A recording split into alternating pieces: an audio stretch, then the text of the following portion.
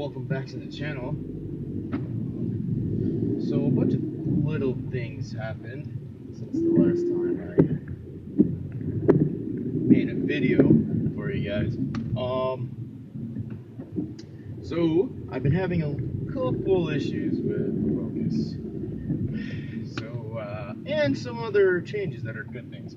So I think last time I changed the strip down for me, really. And I got, well, let's go to the bad stuff first here. So I took, I drove my car to the dealership last week because I wanted the dealer to check out some issues. Mainly, I got some play in the driver's seat. Basically, you'll see in a little bit later. It kind of moves and clicks, not just in turns, but I can move it by hand. Also, my Focus is a 2016, and it's not quite one of the early models. It's kind of like in the middle of all the 2016 builds, and well,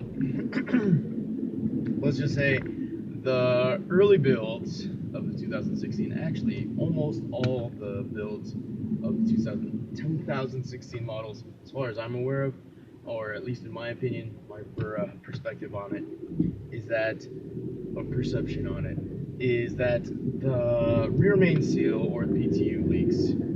I'm not sure if they're one and the same, and just different dealers call it differently, but I took mine to the dealer to get it checked out. Got it. So, it's scheduled to get replaced. They're a little bit busy, just like every other dealership says, but I think it's just because they have to wait and order parts, and see how that goes. Hopefully it will be resolved. I'm kind of anxious to see that it will be replaced and replaced well, because it's been reported that once that seal is replaced or the PTU is replaced, the next one is kind of busted or still leaks. But I think they finally ran through that part supply of bad parts, because now it seems like people are reporting that they're getting their PTUs replaced or leaks fixed, that they're staying not leaked. So there's that. So I got those two, warranty issues, trying to get those done in the next month or so, hopefully before I leave out of the country. And on top of that, on the way to the dealership that morning, I think I'm gonna put the dash cam footage in this video. We'll see how it shows up in 360.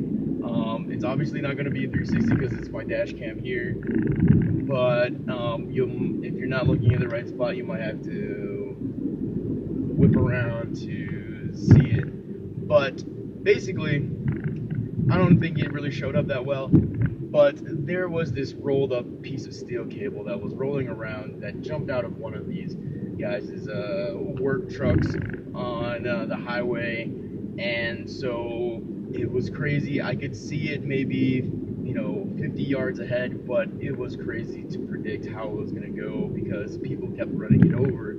And aside from that, it was just going back and forth in two different lanes. I mean, as one person ran over, it jumped to the left, but then on its own, it jumped to the right. It was really weird. And so with that unpredictability, of course, with my luck, the car in front of me ran it over and then proceeded to head towards the car. There's some damage on the front lip. It wiped out a piece of my red pinstriping on the lip, which is fine because that's easily replaced and cheap, but it still left a mark on the poor lip. And more importantly, and the dreaded thing, is that it happened to rip apart the under tray. So And as other fellow RS YouTubers have noted, Chris and some other dudes maybe on the forums, that part is not cheap. That part from the dealer costs $1,200. And it's like, I don't know what makes it so expensive. Maybe it's because the material. Apart from that, maybe just because it's a one-off part. Not one-off part, but one part specific to the RS. I don't know, but I'm not gonna replace it for $1,200. Future project, most likely, I'm gonna patch it up with some fiberglass, or no, I'm not gonna do carbon fiber because that's way too expensive for patching that piece up. And yeah, so it'll be fun. It'll be interesting. It'll be my first time dabbling in fiberglass. I've worked with similar methods of fiberglassing, so it won't be completely new to me. Either way, that'll be exciting. I plan to take off the under tray. I didn't see the damage myself. I did take a look underneath the car. It is still attached, but I did take a look underneath the car. It's still there. There's probably some holes, probably where I can't see it, but yeah, where I can't see it. But the dealer tech told me that, well, it's pretty much, you got 3 or 4 holes in the under tray. Some of them are pretty big. One is the size of a football, which I'm thinking might be part of the original venting in that under tray, and that it just got bigger. But there might be some just pieces missing from that under tray, like there's some plastic parts that are attachments to it.